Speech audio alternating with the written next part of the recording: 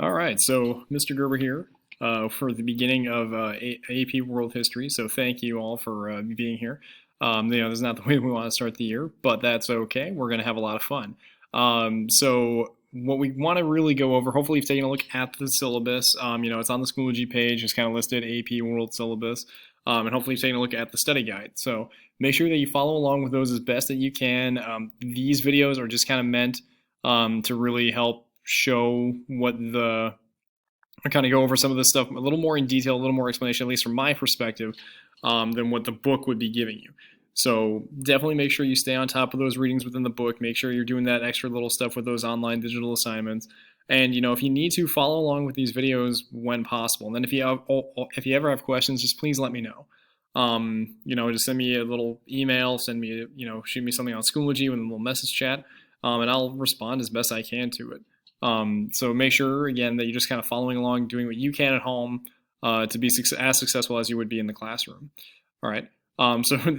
Today's video is just kind of the introduction to stuff here in AP World History. So stuff that we wouldn't necessarily go over in the book, but or stuff that's not actually in the book at all. Things that we would just kind of start off and have a little bit of fun with.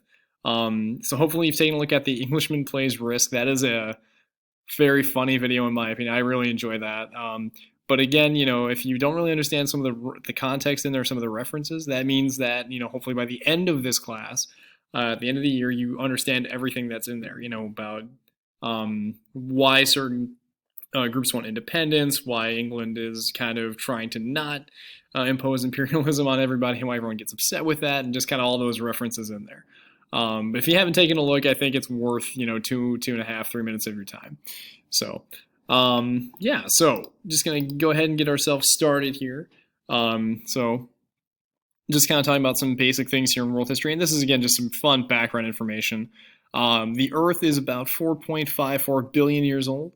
The first single-celled organisms appeared about 3.6 billion years old. So the first billion years, there was no celled organisms on the planet. Okay, it was just kind of the Earth was developing into the formations and everything that exists on the planet as we speak, and there weren't any really organisms at this point. The dinosaurs went extinct about 65 million years ago from now, and they had lived for literally 165 million years based on archaeological evidence and anthropology. Primates, our forefathers, appeared about 60 million years ago, and the first modern humans that we have some connection to appeared about 200,000 years ago. So when you think about that in terms of time, being 4.6 years in 1 hour, okay, Earth's crust is right here. You go through all of this time, and you can take a look at this further when you want to, in terms of the actual length of said hour being 4.6 billion years in time. Our first modern man was less than a tenth of a second ago. All right, 200,000 years ago. So that it tells you about how much time has passed prior to modern humans being on the planet. Okay, so we talk about prehistory in this being, about 2.5 billion years ago, or million years ago to about 12,000 years ago, which is when we start talking about, ancient history. All right, being about 10,000 CE, or the Common Era. So why are we talking about this time frame? This is about the time when humans first begin to use stone tools within the Stone Age and to begin to develop agriculture and domesticating and taming animals. So being able to grow our own food supply and also keeping animals around both for herding, using for, milk and cheese and stuff like that, and kind of literally herding them and, creating farms with animals on them. And that all began about 12,000 years ago within those processes. And that's when we start to look at modern or sort of human history in that. All right. The societies that existed back then are kind of that hunter-gatherer society. So some of you, if you've had me in regular U.S. history or in just AP Human Geo, we've talked about this before in the past. If not, this is new information. This is not anything you're going to find on the AP exam, but it's just really, really good background information to have. All right. And essentially, a hunter-gatherer society is literally exactly what it sounds like. You're hunting for animals and you're gathering crops for food. All right, this is before that domestication period, where we're raising animals on our own, but also we're not gathering crops either. So we need to make sure that we keep that in mind. We were gathering our crops, we weren't growing them. All right, so men typically do the hunting, women gather plants and fruits to eat as they take care of the children close to camp until they're of age, and then they go off and, If they're men, they go off and then join the hunting. If they are female, then they go off and begin collecting food, but also looking after the young. And these societies weren't very large. Typically, they're about 20 to 30 people in size, and they're nomads. They essentially go from one area to the next. It's typically what we call cyclical migration. So they're going from one spot during a certain part of the year to another spot in another part, and then coming back to that. So there is kind of a rotation based on the weather and what resources were available at the time. If you have more than 30 people, typically you're going to exhaust your food supply quicker than if you have fewer people. All right. And so that's kind of why these groups are pretty small at this point in history, because otherwise you're just going to exhaust your food supply a lot quicker. And you're moving based on, again, the seasons and what else is available to you. All right. So nomads, you're moving from place to place following that, and there we kind of already answered the 20 to 30 people. This all changes when we talk about the agricultural revolutions, when we discover how to domesticate animals and plant crops, because once we learn how to do this, we can settle down in one place and have a stable food supply, or a more stable food supply. And again, that happens about 10 to 12,000 years ago. All right. Then we talk about using animals and tools to help with agriculture and producing more food, especially more later on, using animals such as horses, oxen, cattle, to help with plowing and helping to kind of change the soil around it, and using them for power and fuel rather than manpower. All right. For those that know me, I'm pretty weak. I would be pretty bad at that, so I would prefer to have an animal help me with that, but also creating tools such as the plow, the scythe, and other things to kind of help produce more food. And then also just kind of, again, learning by doing and, playing around with agriculture. So that's really important. In many societies, they don't abandon the hunting and gathering, but it plays a reduced role. And this also changes the gender roles, because typically in these societies with hunter-gatherers, they're pretty egalitarian. There's not really a whole lot of power differences here. It's all kind of based on that. Everyone is contributing, so everyone plays a vital role.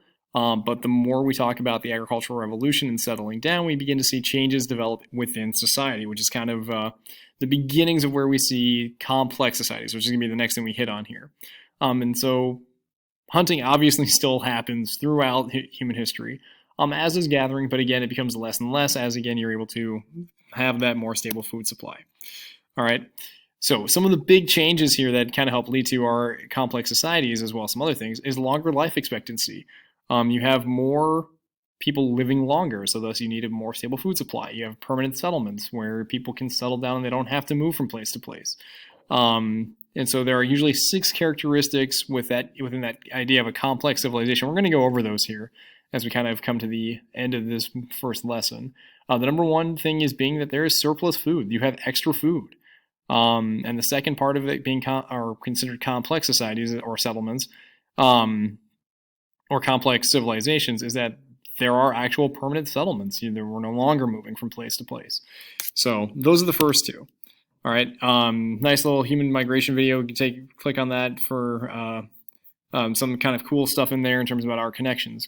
So definitely look at that. Typically, we talk about human origins being based in Africa and then spreading out over, again, the tens of thousands of years. All right, based on, again, archaeological findings and anthropological stuff. So centers of plant domestication, centers of plant and animal domestication.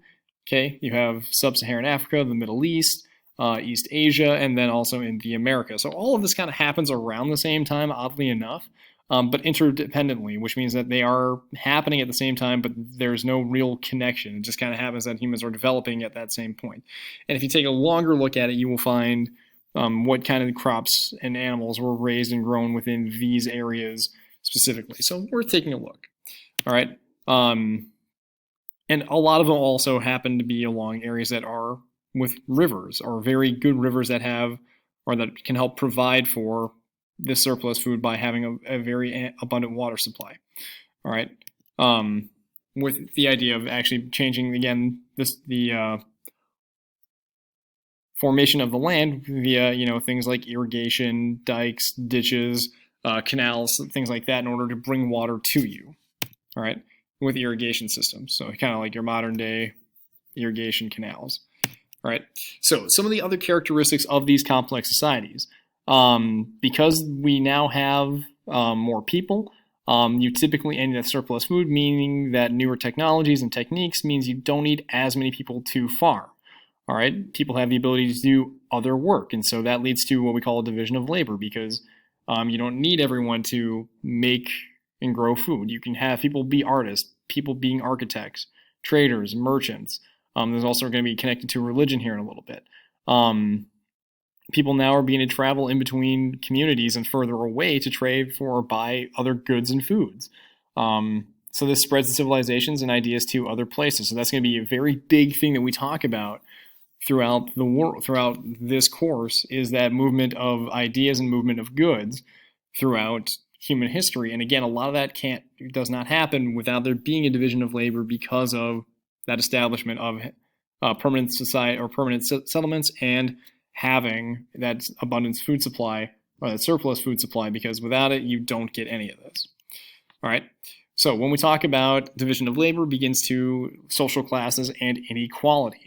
All right, certain jobs are beginning to be seen as more important and valuable, so they are given more respect, they are given better housing, earning higher wages. So civilizations also begin to fight with one another for goods and wealth that they want, or if there is a, lack of food, lack of supplies, does lead to fighting between groups. All right, so when we talk about social stratification, we talk about inequality, that develops as society becomes more complex because things are valued at different rates, including what jobs are considered to be important. All right, so again, this is stuff that we are going to revisit throughout the entirety of the course. That's why we're covering it here. One of the biggest things is written language, and this develops over time. Not every complex society has a written language, at least not initially. Some of them only get written language as late as a couple hundred years ago. But again, the purpose for a written language, you get calendars to chart and record yearly floods, which are important for agriculture because, again, you need those abundant water supplies to get your food. Keeping track of surplus goods within a civilization and trades with merchants. So again, making sure everyone is accountable, everyone has the right amount of numbers and things like that. And then recording history, recording stories, important people and events are considered to be important, and laws as well. So that's the development of the written language to be passed down from time to time or throughout time. And this is kind of also where we get the beginnings of our histories, our recorded histories, giving us a lot more evidence. All right, the number 6 one, is government, typically to regulate behaviors. Religion can play into this as well within that social structure to regulate behavior. So this means like local leaders, soldiers, police, judges, tax collectors all kind of fit into this category. Religion or more organized religion falls with this as well. All right, so that's where we're going to end this very first video. So make sure, again, if you have questions, to go ahead and take a look back at that and watch some of those videos. And if you have questions, definitely let me know and reach out. But yeah, this is kind of the beginnings, kind of why we're covering these things, and the things that we are going to be visiting, especially, again, these, sorry, I have to click through these, the different, characteristics of civilization and stuff we're going to be hitting back on throughout the entirety of the course, even though we're not going to call it, characteristic number 3. We're going to be looking at divisions of labor and how that changes and affects society. We're going to look at social classes. We're going to look at the connection with written language, not exactly written language itself, but we're also going to look at, food production and how that, changes the world. So this is a good place to stop for today. And, hopefully you found this information very useful. And again, if you ever have questions, please let me know and we can kind of help cover that back. So, yeah, hope you enjoyed it.